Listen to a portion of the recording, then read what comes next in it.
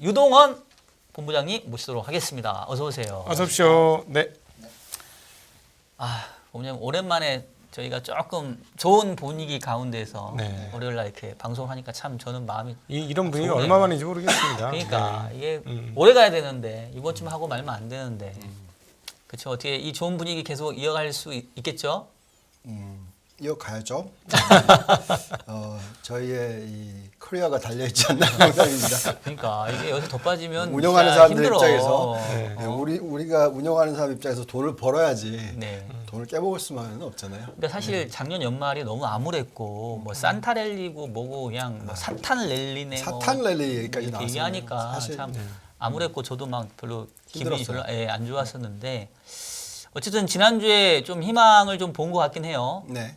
어떻게 보십니까? 지난주 고용지표 평가를 해야 될 것 다행했던 게 같은데. 어쨌든 뭐 첫날 빠졌던 거에 대해서 다들 걱정을 많이 했는데 우리 그 얘기했잖아요. 첫날 빠져주면 오히려 또 올라갈 수도 있다. 그렇죠. 예, 그래서 어쨌든 흐름은 지금 그렇게 흘러가고 있습니다. 그래서 그 금요일이 좀 의미적인 하루였다고 저는 생각이 들어요. 네. 왜냐하면 여태까지는 계속 고용시장의 숫자가 잘 나오면 시장을 때리는 모습이었었는데 그렇죠. 그러면서 또 고용시장이 잘 나왔는데 경기 침체는 빨리 온다고 얘기를 하면서 때렸었죠. 네, 그래서 악재만 들여다보는 시장이었는데 목요일 날은 똑같았어요. 왜냐하면 그 민간 고용 숫자가 굉장히 좋게 나와가지고 예, 실업수당 훅 청구도 빠뜨렸고요. 들어왔었고. 1% 이상 빠뜨렸고. 근데 금요일 날도 전체 숫자가 좋게 나왔는데 오히려 네. 다시 반등을 하는 모습을 보여주고 있습니다. 그래서 아마 이제 시장이 조금 이성을 좀 차리자라는 생각을 좀 하는 것 같아요. 왜냐하면 고용 시장이 좋은데 경기 침체가 빨리 올 수는 없잖아요.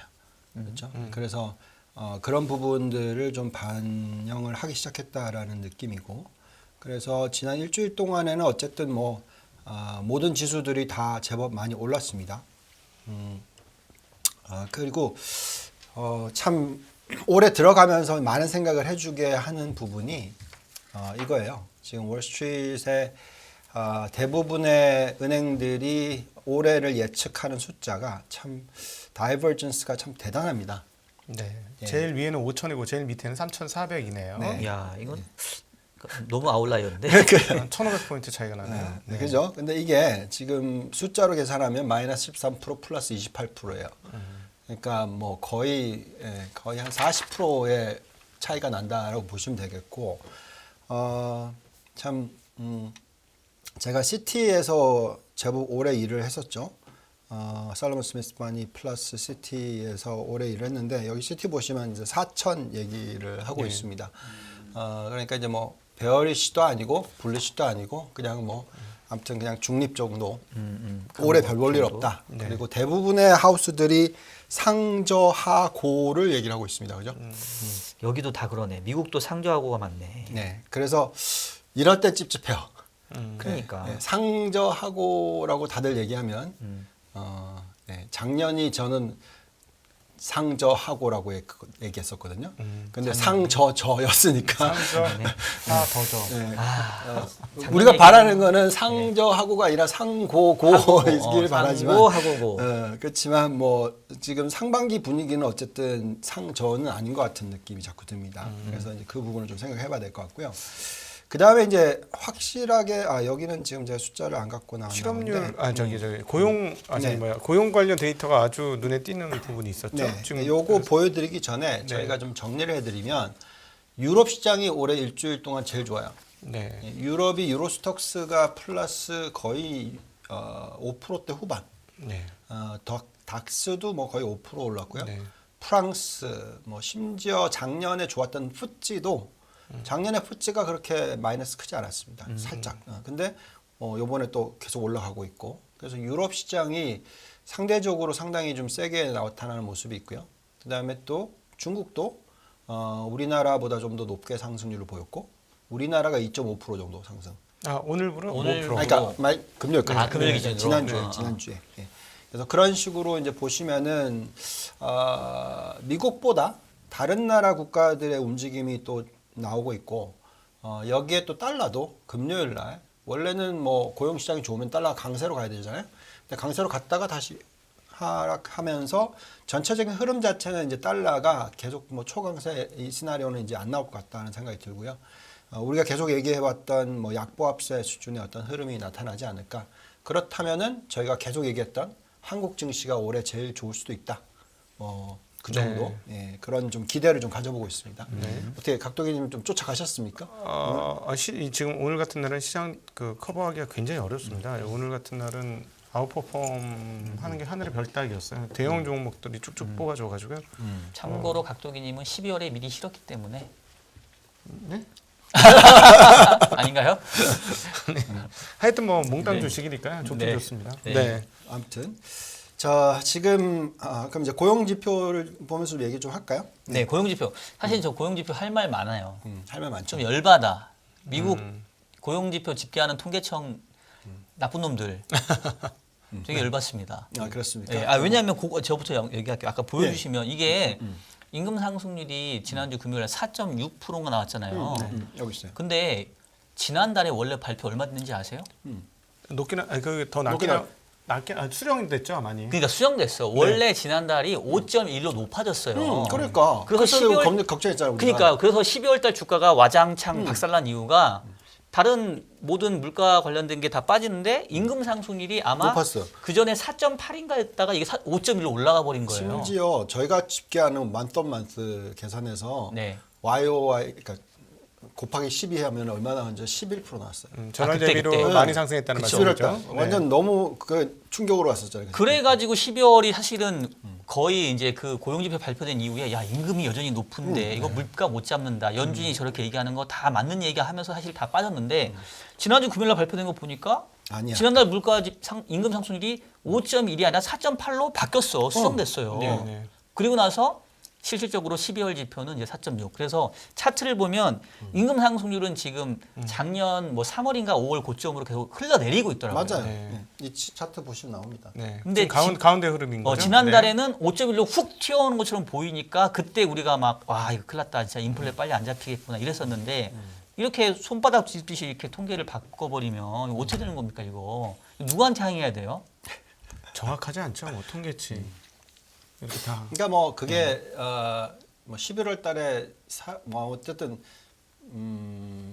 실업 모르겠습니다. 아무튼 숫자를 좀 약간 예. 헷갈리게 만들었던 부분이 있죠. 그러니까 이렇게 뭐 수정치가 이렇게 어이없게 고용은 굉장히 좋은데 드디어 임금 올라오는 게 멈췄다는 게 참 신기한 거예요. 또 그죠? 아니 그러니까 확실히 그 아니 그러니까 11월에 저기 해고가 많았잖아요. 네. 좋은 직장 해고가 많았고 그냥 일반 서비스업은 여전히 사람이 부족하구나. 이걸 다시 그러니까 한번 느낄 수 이 있었어요. 숫자가 보시면은 이게 이제 22만 3천 명이 나왔고 예상치가 20만인데 보시면은 뭐 서비스업 중에서도 뭐 호텔 리저 뭐 이런 쪽 이쪽이 6만 7천, 헬스케어 5만 5천, 건설 2만 8천, 사회 보조 관련 2만. 근데 제조업은 겨우꼴랑 8천. 네. 예, 이런 식으로 나오니까 결국 이게 고용의 질은 그냥 그렇다. 그러면서 이제 여기서 임금 상승률이 떨어지면서 예상치보다 낮게 나왔고 네. 그다음에 여기 보시면 이제 뭐 모든 부분이 다 그래요. 그 애뉴얼라이즈 뭐 3개월로 보든 6개월로 보든 12개월로 보든 지금 다 4%대로 떨어졌다. 그러면은 인플레이션은 당연히 4%대로 떨어진다라고 보시는 게 맞겠죠. 예, 그래서 우리가 지금 인플레이션 중에서 안 잡히고 있는 부분이 고용이다라고 얘기를 했고 이 고용 부분이 임금 상승률이 높기 때문에다라고 얘기했고 네. 그리고 여전히 지금 뭐 고용 참여율은 낮단 말이죠. 그래서 실업률은 저는 별로 의미가 없다고 생각해요. 네. 뭐 이게 뭐 3.5%냐 4.5%냐 이거보다는 사실은 저희도 우리 여러 번 이 얘기했잖아요. 임금 상승률이 제일 중요하다. 현재 시점에서. 그래서 이 숫자가 어쨌든 4%대로 떨어졌다라는 것은 인플레이션 이제 5%대는 안 볼 거다. 뭐 그렇게 저희는 보고 있고요. 여기 보시면은 지금 웨이지 부분에 있어서 컨트리뷰션, 그러니까 이 분리를 해놨거든요. 보시면은 이 낮은 쪽, 그 다음에 미드 쪽 다 지금 계속 빠르게 떨어지고 있어요. 네. 그나마 이제 하이웨이지 쪽이 올라갔던 게 떨어지는 폭이 천천히 지금 떨어지고 있습니다. 그래서 이거는 보면 전형적으로 이 고용의 질은 제가 볼 때는 뭐 어떻게 볼 수 있을지 모르겠으나 어쨌든 인플레이션을 자극하기에는 이제는 좀 떨어지고 있다라는 게 이제 확인이 되고 있습니다. 그래서 뭐 또 보시면 뭐 이거는 또 어떤 내용이냐면은 그 뭐 임시 직장, 네. 예, temporary worker들이 훅 빠졌어요. 예, 그러면서 이제 쫓아올 거다. 예, 결국은 지금 미국의 고용 시장은 당연히 금리를 높여놓고 계속해서 이런 정책적인 영향을 미치다 보니까 지금 고용 시장이 아주 막 튼튼해가지고 이거 인플레이션을 뭐 5% 6%대로 자극한다라고 생각하기는 어렵다라는 거고요. 네. 물론 그 박사님께서도 걱정하시는 게 그 낙타등 네. 다시 올라가는 거에 가장 큰 근본적인 부분은 이 부분이니까 이게 어떻게 될지 한번 지켜보자. 근데 어쨌든 올해는 네. 연말까지 계속 인플레이션 떨어진다. 네. 그러면은 결국은 금리는 뭐 1, 4분기만 올리고 나면 끝이고 그 다음에 이제 언제 내릴 건지 그 금리와 인플레이션의 괴리가 얼마나 벌어지고 추세적으로 만들어지느냐에 따라서 올해 연말에 금리를 내릴지 아니면 내년으로 넘어가게 될지 그걸 이제 지켜보자. 뭐 이렇게 저희는 판단을 하고 있습니다. 여기 보시면은 노동 참여율이 지금 워낙 낮아요. 62.3%라서 이게 코로나19라든지 뭐 2008년이라든지 2000년 닷컴 버블 대비해서 너무나 낮은 숫자라서 이게 1%포인트 차이 난다라는 것은 실업률 2%포인트 차이 난다라는 거 똑같아요. 그래서 이건 굉장히 중요한 포인트니까 꼭 인식을 하시기를 바라고요. 또 최근에 나왔던 이 서비스 PMI 지표가 또 훅 빠져서 50 밑으로 떨어졌습니다. 그래서 지금 기본적으로 고용 부분에 있어서 너무 이렇게 뭐 걱정스럽다라고 생각하지는 않고 있고요. 그래서 지금 어쨌든 미 연준의 5.1% 2023년 도달을 할 거라고 지금 예측이 되고 있는 가운데서 하반기에는 어쨌든 4.5% 정도 수준까지 떨어진다라는 걸 생각하고 있는 것 같고요. 그 다음에 이제 우리가 지금 보고 있는 그 금리 자체도 우리가 걱정했던 거는 이 10년 국채 금리가 4.4% 치고 올라가고 그리고 나서 이제 떨어졌지만 또 다시 올라가서 뭐 5%대로 올라갈 건가 이런 걱정을 했지만 지금 어쨌든 뭐 3.6 정도 되죠. 예, 그래서 그 수준에서 연말에 큰 차이가 없지 않을까 뭐 이렇게 네네. 생각을 좀 하고 있습니다. 일단은 뭐 네. 기저효과를 감안하더라도 작년 6월 달이 물가 상승률이 9.2였기 때문에 올해 6월까지 물가는 매우 빠르게 떨어질 가능성이 네. 매우 높고 3%대 진입할 가능성을 되게 높게 보고 있어요. 있어요. 그래서 네. 당분간은 이제 물가의 걱정은 좀 얘기를 저는 안 할 건데 네. 지금 여기 보시면은 근원 US 서비스 인플레이션 이쪽이 가장 걱정스러웠던 부분인데 네. 어쨌든 뭐 작년 말에 0.12%로 빠졌습니다. 그래서 에너지를 제외시키고 나면 뭐 에너지랑 이제 그 프라이머리 렌트랑 뭐 이런 부분 좀 제외시키고 나면 이런 숫자가 나오니까 결국은 이건 이제 2%대 안정을 찾았다는 얘기거든요. 네네. 그래서 우리가 지금 아직도 걱정하고 있는 부분이 뭐 식료품이라든지 그다음에 그 특히 이제 주거비 쪽이잖아요. 주거비는 YOY가 아직까지 뭐 7%대 이렇게 나오고 있어요. 그 숫자를 근데 이제 또 보더라도 이제 YOY는 지금 그런데 연말까지로 계산하면은 또 2%대까지 떨어지지 않을까 뭐 이렇게 생각도 하고 있습니다. 네. 일단 물가는 상반기까지는 확실히 떨어질 건데 하반기는 모르니까 이제 그래서 저희는 약간 좀 보수적인데 네, 저는 이제 기다려보시죠. 그거를 여쭤보고 싶어요. 아까 이제 그 고용 지표를 보면 이번 고용 지표가 사실은 좀 양면성이 있는 게 실업률은 떨어졌는데 임금 상승률은 낮아졌어. 그러니까 그 얘기는 일자리는 풍부한데 네. 임금은 안 올랐다는 얘기잖아요. 그러니까는 서비스업 쪽에서 계속 가파르게 오르던 왜냐하면 사람 고용하기가 너무 힘들어서 웃돈 주고 고용하던 것이 끝났다라고 저는 개인적으로 해석을 했거든요. 아 그래요? 그럴 수도 있죠. 그래서 저는 어떻게 생각했냐면, 그러니까 이게 결국은 고용 시장 내에서 양극화. 그러니까 높은 샐러리를 주는 쪽의 일자리는 조금 줄었고, 예, 그렇죠. 낮지만 뭐 그러니까 낮은 임금을 주는 일자리는 높아져가지고 실업률은 떨어진 게 아닌가. 떨어졌는데 네네. 그거는 그쪽도 맞죠. 임금 상승률도 네. 낮아지긴 낮아지고 했지만. 있다. 예, 그러니까 그랬는데 네. 임금 상승률이 낮아진 게 왜 긍정적인 시그널로 시장이 해석했느냐? 웃돈 주던 일들이, 그러니까는 무조건 그러니까 아이들 웃돈은 주고 있지 않다. 예, 고용자가 고용 그 뭐죠? 고용을 해야 되는 사람이 피고용인 구하기 어려워서 두려워서 그냥 잡고 있는 분위기가 좀 있었던 것 같아요. 코로나 이후에 사람이 너무 안 구해지니까 그 한 명이라도 더 데리고 안고 가는 그런 분위기가 있었는데 네. 그게 이제 임금 인상으로 나왔던 것이고 임금 인상이 떨어지면서 그 분위기가 바뀌고 있다라는 걸 시장에서 눈치챈 게 아닌가 하는 생각입니다. 그렇게. 저는 어떻게 해석했냐면, 그러니까 약간 양질의 일자리, 그건 원래 높은 샐러리를 맞죠. 주는 쪽이 약간 이제 최근에 감원이 되고 11월 있잖아요. 달에 엄청나게 감원을 했죠. 그래서 사실상 실업률은 낮지만, 그러니까 우리가 핵심적으로 주요 기업들은 지금 뭔가 기업의 이익이라든가 그쵸. 채산성에 지금 압박을 느끼고 있는 거 아닌가. 그건 맞죠. 그럼 결국은 지금 계속 견조했던 기업 실적이 과연 1분기, 2분기에 계속 견조하게 나올 수 있겠냐. 이제 이런 우려들이 좀 있으니까 그 부분을 이제 우리 또 본부장님 네, 또 전문이시니까 비관적으로 또 보시는 아니 그러니까 비관적이 네, 아니라 아무튼, 네, 우리가 이제 그러니까 그 해석을 돌다리로 합시다. 두드려야 되니까 해석을 합시다. 그러면 어쨌든 작년 내내 실적이 안 나빴었단 말이에요. 근데 작년까지는 안 나빴지. 네, 근데 주가는 지금 20 몇 프로 빠졌잖아요. 네, 네. 또 얘기하지만 자꾸 이제 그러니까 시장이 실적 대비해서 비정상적으로 움직였던 부분에 있어서 그거의 되돌림 현상과 또 실적이 나빠질 수 있는 가능성에 대한 부분과 같이 이제 분석을 해야 된다라는 생각이고요.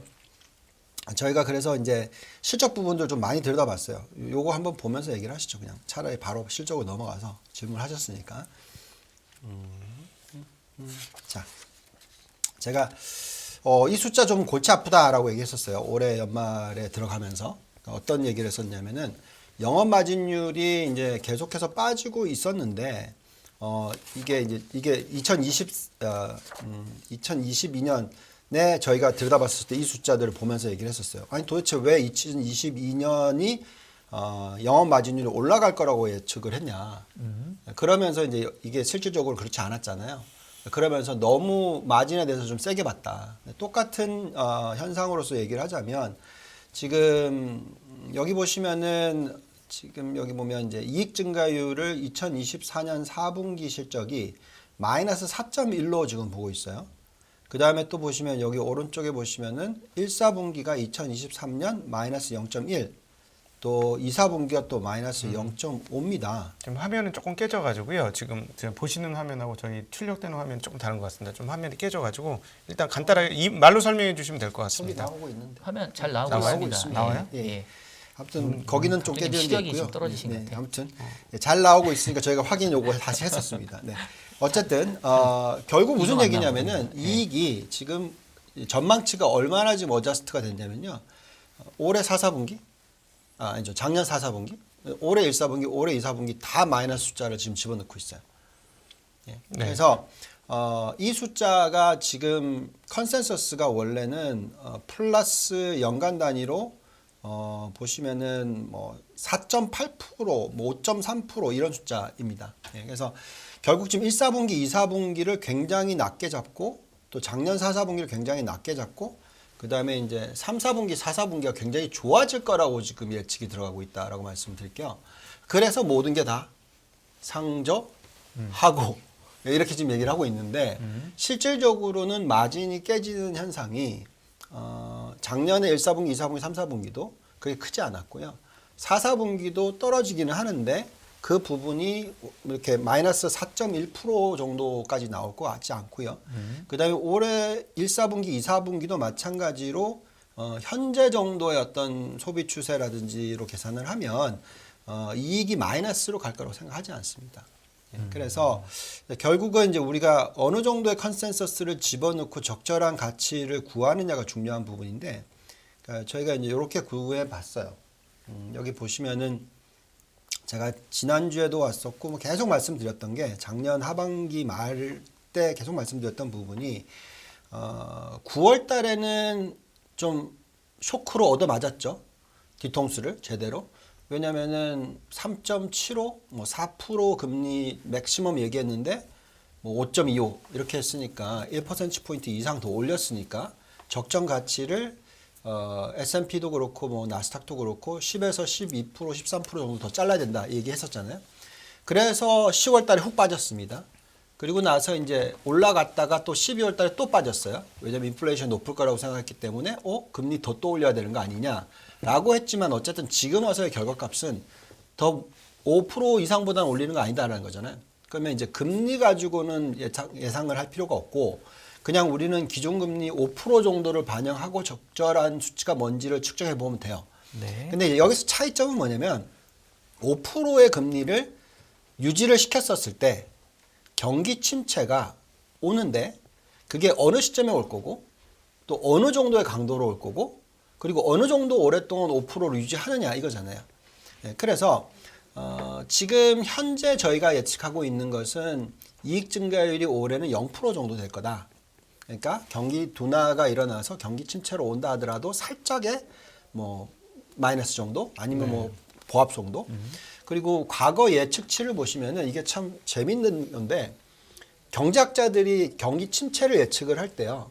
실질적으로 경기 침체가 오면은 예측했던 숫자보다도 더 추가로 하락을 하는 경우가 대부분이래요. 주가가요? 아니요. 경제 성장률 자체가. 아, 경제가. 그러니까 이카노미스트들이 경기 침체 예측을 했어. 네. 근데 예측을 한 게 마이너스 1%야.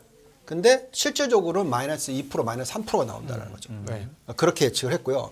또 재밌는 건 경제학자들이 경기 침체를 예측을 한 게 아니라 그러니까 경기가 그냥 둔화된다로 예측을 했었을 때는 그 퍼센티지가 굉장히 정확했다라는 겁니다. 그래서 지금 이게 딜레마인 게 정말 경기 침체가 오느냐 아니면 그냥 경기 둔화로서 끝나느냐 하는 부분이에요. 그러면은 경기 둔화로 끝난다고 하면 제가 볼 때는 컨센서스 숫자가 지금 너무 어그레시브하게 내려가 있다라고 저는 생각하고요. 네. 그래서 실질적으로 정말 이익 감소가 마이너스 10%가 날 건지 아니면은 마이너스가 안 날 건지 컨센서스가 나올 건지 뭐 컨센서스는 지금 플러스 3.4, 뭐 3.8 뭐 이런 숫자입니다. 그래서 이렇게 계산했었을 때는 좀 베리언스가 이렇게 나와요. 마이너스 10% 이익 감소가 나면은 다우존스가 31,000, S&P 500이 3,400, 3,500, 네. 그리고 나스닥이 9,800. 그러니까 지금 아까 보여드렸던 가장 안 좋게 보는 최악의 시나리오인 거고요. 네. 지금 컨센서스로 가지고 금리가 올해 연말에 3.5%일 거다라고 예측을 하시면, 그러니까 10년 국채금리 기준입니다. 그러면은 장이 지금 지수 대비해서 약 한 15% 정도에서 20% 정도 상승할 수 있는 룸이 생긴다. 이렇게 보는 거고요. 그 다음에 또 내년에도 경기 침체가 안 온다. 다들 내년에는 꼭 온다라고 지금 생각하고 계시잖아요. 그죠? 암만 못해도. 올해 올해. 올해 안에 오거나. 이게 작년에 내년 얘기했으니까 이제 네, 올해고 내년은 생각은 안 하고 있죠. 그러면 언제 올 거라고 지금 예측을 하고 계신 거예요? 올해 3월 달을 가장 많이 예측하고 있는 거죠. 그리고 아니면 어떤 분들은 이미 침체가 얕은 침체 지나가고 있다라고 보고 있는 경우도 있고요. 네. 그렇게 생각을 한다면 결국은 제가 볼 때는 굉장히 어그레시브하게 보시는 게 맞죠. 예. 그러니까 장내 금리 차의 역전 현상이 확연하게 일어나는 게 11월 달인데 그러면은 3월 달에 온다 경기 침체가 온다고 예측을 하는 거는 간단하게 얘기하면 반년도 안 돼서 온다고 예측하는 거거든요. 과거에 그런 예는 한 번도 없었습니다. 단 한 번도 없었습니다. 그건 정말 초단기적으로 경기 침체가 올 거라고 지금 예측을 하고 계시는 거고요. 그래서 그거는 저는 전혀 동의하지는 못한다라고 말씀드리고 있고 결국 지금 같은 현재 펀더멘탈은 경기 침체의 상황이라기보다는 경기 둔화에서 뭐 지금은 이제 고용이 어느 정도 이런 숫자가 나온다. 여기에 또 인플레이션까지 잡힌다라고 하면 우리는 안정적인 성장 시대로 다시 복귀할 가능성이 높다라고 저희는 생각을 하고 있고요. 그렇다면 2024년에 만약에 또 경기 침체가 안 왔다. 이익 증가율이 그래도 뭐 한 자릿수가 또 나왔다라고 하면 또 상승 여력이 굉장히 많이 생깁니다. 그래서 결국은 지금 저희가 그 올해로 넘어가면서 많은 그 숫자를 집어넣고 분석을 좀 해보고 있는데 굉장히 낮게 잡았을 때 10몇 % 상승 여력이 나와요. 그래서 지금 현재는 좀 마음이 많이 편해지는 상황입니다. 그러니까 여태까지 어떤 지금 P 멀티플 12개월 포워드를 집어넣어도 이제 16배 반 정도 나오거든요. 그러면 굉장히 좀 많이 조정을 받았고 네. 그거에 대한 어떤 이 다운사이드 리스크라고 하죠. 더 추가적으로 하락할 수 있는 그 위험도나 그 강도는 이미 많이 시장에 반영이 돼 있다라고 저희는 생각을 하고 있습니다. 그러니까 뭐 사실 그동안 또 많이 빠졌으니까 지금 그러니까요. 가격대에서는 뭐 충분히 뭐 매수를 고민하는 게 저도 뭐 합리적으로 생각하는데 근데 이제 지나놓고 보면 결국 또 박스 아닙니까 지금 이게? 지금 아니 근데 제가 왜 이게 네. 좀 걱정을 하냐면 이런 겁니다. 계속 안 좋게 본 게 지금 맞아왔잖아요. 그래서 이제 마지막으로 저희는 느껴지는데 네. 여기에 끝물에 던지시고 나중에 좀 더 빠져서 3월 달에 경기 침체가 오면 보통 경기 침체 오고 나서 뭐 몇 개월 동안 더 빠질 거고 금리가 고점 찍어서 이제 내리기 시작했을 때도 더 빠질 거고 한 몇 번 내리고 나서 그때부터 이제 오를 거다. 이게 지금 많은 사람들이 얘기를 하고 있는 거란 말이야. 네. 그러니까 3월까지는 기다리자. 상반기까지는 기다리자. 뭐 지금 던져 놓자. 올랐을 때 팔자. 네. 이게 지금 대론이란 말이죠. 사실 제가 느끼기에는. 그러니까 그게 맞으면 네. 지금 개인 투자자들은 참 뭐 잘한 게 되겠죠. 만약에 네. 그래도 덜 뭐 그러면서 더 좋은 가격에 살 수가 있겠죠. 근데 그게 아니면 어떡하냐 이거죠.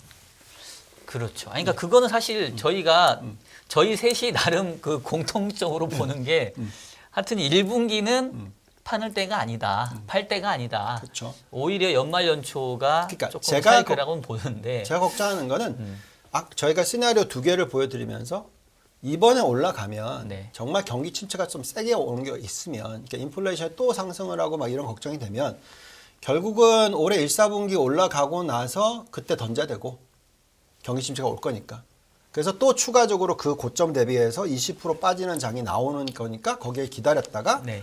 아예 그냥 2024년 뭐 하반기에 다시 사든지 이런 식으로 시나리오 가거나 아니면 3월 달에 던지지 않고 네. 결국 그 이후에 경기 침체가 안 온다라는 숫자가 나오기 시작하면 시장은 계속 갈 수가 있다라는 거죠. 그러니까 3년 차, 4년 차의 임기 때 그럴 수도 있다. 뭐 이렇게 생각합니다. 현재 지금 미국의 컨센서스 올해 컨센서스가 3.5% 증가라고 하셨나요? 미국 시장에서의 포워드 컨센서스가? EPS 증가율이 2023년이 4.8%, 그다음 매출 증가율이 3.2%입니다. 4.8%인가 이 증가율? 네. 자, 일단은 뭐 어쨌든 저희 셋이 생각이 1분기는 어쨌든 간에 시장 좋게 보는 공통점이 있으니까 자 그러면 뭐 2분기, 3분기는 그때 가서 얘기하기로 하고 다른 얘기를 하죠, 우리. 예, 그러니까 그러면 결국 1분기가 시장이 좋다면 의외로 세다면 그러니까 뭘 사야 되고 뭘 사야 되냐? 예, 그런 그렇지, 부분들을 그 좀 얘기하지. 얘기하자. 우리 오늘은 좀 그런 쪽으로 합시다. 예, 일단 예. 너무 지겹습니다. 그죠? 최근에 조금 약간 좀 안 좋았던 있었잖아요 종목이 또 맞아요. 예, 티가 많이 안 좋았잖아요. 네, 네. 자, 우선은 이 얘기를 좀 하시죠. 중국 얘기. 왜냐면 작년 안 좋았으니까. 근데 지금 보시면 이제 차이나 리오프닝 바스켓이 수익률이 지금 굉장히 많이 세게 들어오고 있어요. 보시면은 차이나 리오프닝 인덱스의 이 상승폭이 지금 CSI 300 인덱스 대비해서 엄청난 아웃퍼포먼스가 지금 들어오고 있습니다. 홍콩 항생테크만 해도 바닥에서 60% 예. 넘게 올랐습니다. 예, 그래서 지금은 중국 스토리, 그다음에 연결되어 있는 한국, 뭐 대만, 다 저희가 생각할 때는 지금 들여다봐야 되는 타이밍이다라고 얘기를 하고 있기 때문에 꼭 좀 들여다보시고요. 그럼 중국의 지금 저희가 보는 숫자 중에서 상당히 중요하게 생각하는 부분이 예대율이 지금 보시면은 이렇게 훅 빠졌어요. 이게 계속 올라가고 있었으면 전 부담스러웠을 텐데 네. 이게 훅 빠졌다라는 게 무슨 얘기냐면요. 대출이 늘어나는 속도가 예금이 늘어나는 속도보다 굉장히 더뎠다는 얘기입니다. 네. 그래서 정부는 대출을 늘려주기를 바라고 있고요. 네. 지금 시장은 그걸 쫓아가지 못했기 때문에 이게 들어오기 시작하면 시장 올라갑니다. 네. 그래서 이게 지금 M2 증가율이에요. 보시면은 제가 북경에서 리서치 센터장 했던 게 2011년부터 2013년이거든요. 그래서 2014년도에 한국에 제가 되돌아올 때는 제가 금이 환영할 줄 알았어요. 중국이 엄청나게 올라갈 거다라는 얘기를 하고 들어왔거든요. 어쨌든 이때 중국 시장이 날아갔었죠. 2014년도부터 시작해서 2015년 1, 4분기, 2, 4분기까지 150% 올랐습니다. 1년 만에. 그때 그렇게 올라갔던 이유는 당연히 이 M2 증가율이 보시면은 14%대 이상까지도 폭등을 했었어요. 그만큼 유동성을 풀었었고요. 지금 똑같은 현상입니다. 그때도 그 전에 부동산이 안 좋았어요. 예, 그러면서 풀었고 이게 시장으로서 연결이 됐습니다. 근데 지금 보시면은 지금 처음으로 다시 12%대 위로 올라가기 시작하는 구간이 지금 나오고 있어요. 자, 이런 숫자가 나올 때는 제가 볼 때는 중국을 멀리 하시면 안 됩니다. 예, 그래서 지금 같은 타이밍에서는 중국이 괜찮다는 얘기를 해드리겠고요. 그래서 중국이 좋다라고 얘기를 하면서 이제 저희가 들여다보아야 될 업종은 신재생 에너지와 전기차 관련된 부분입니다. 왜냐하면 신재생 에너지가 전기차가 깨지면서 중국이 12월 달에 좀 안 좋다고 얘기를 하면서 주가가 12월 달에 좀 많이 빠졌었어요. 한 20%대 정도 빠졌습니다. 근데 지금 이번 주 들어서 아니죠. 지난주 들어서 다시 폭등을 하기 시작했어요. 그렇게 되는 이유 중에서 하나를 보여드리면 여기 보시면은 이게 이제 저희가 보고 있는 대표적인 성장주 ETF들인데요. 보시면 이제 반도체가 일주일 사이에 4%대 올랐고요. 그 다음에 이제 신재생 에너지가 지금 1%대에서 5%대 올랐습니다. 근데 여기 보시면 글로벌 X 솔라라고 있죠. 이게 중국 쪽이 훨씬 더 비중이 높아요. 이게 글로벌 X라고 이게 미래에셋의 그 어디죠? 네. 예, 글로벌 X를 추종하는 그러니까 그 솔라 회사를 추종하는 게 4.7% 튀었고요. 그다음에 또 보시면 전기차 부품도 마찬가지예요. 전기차랑 5%대 반등. 그다음에 바이오 헬스케어가 이제 헬스케어보다는 바이오 쪽으로. 다 보면 성장주 위주의 반등이 상당히 높은 올해 연초부터의 주가 흐름입니다. 그래서 여기서 저희가 지금 가장 주목하고 있는 게 이 신재생 에너지 쪽이고요.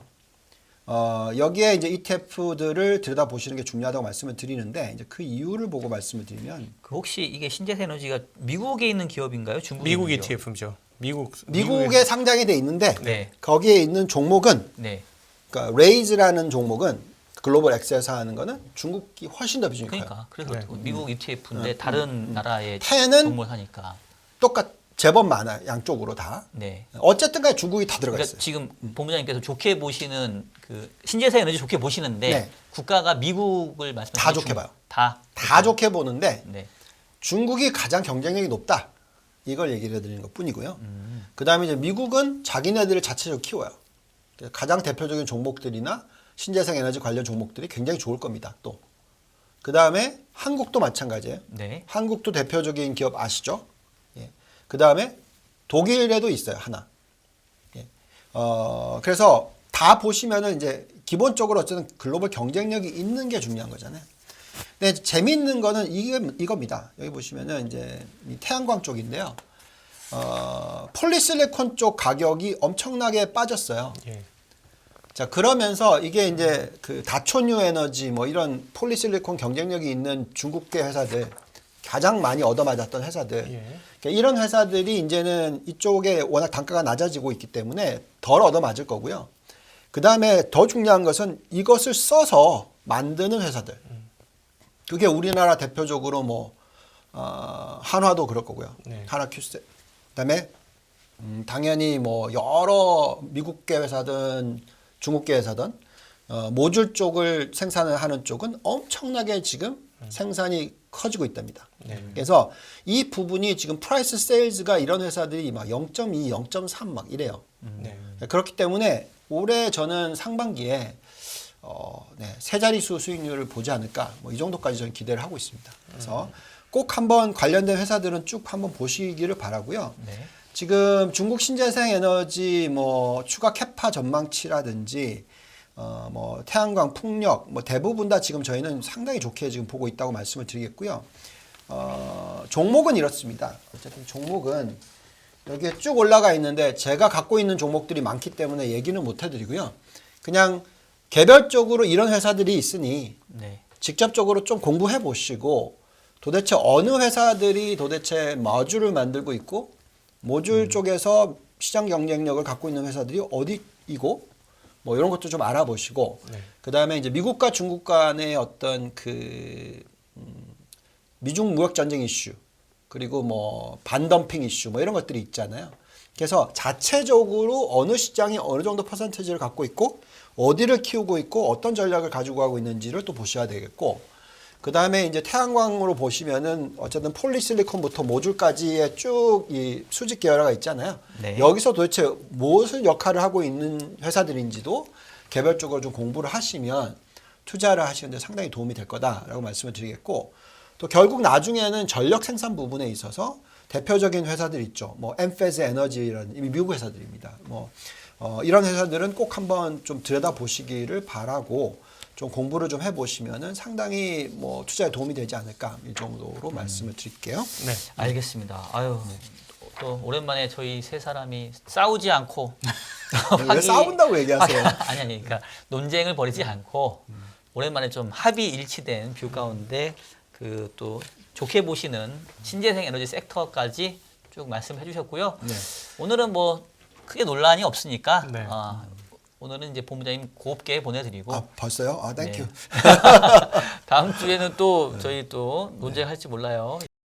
전례 없는 금리 인상이죠. 환율 너무 어려워요. 결론만 알려주세요. 당신은 외환 모태솔로입니다.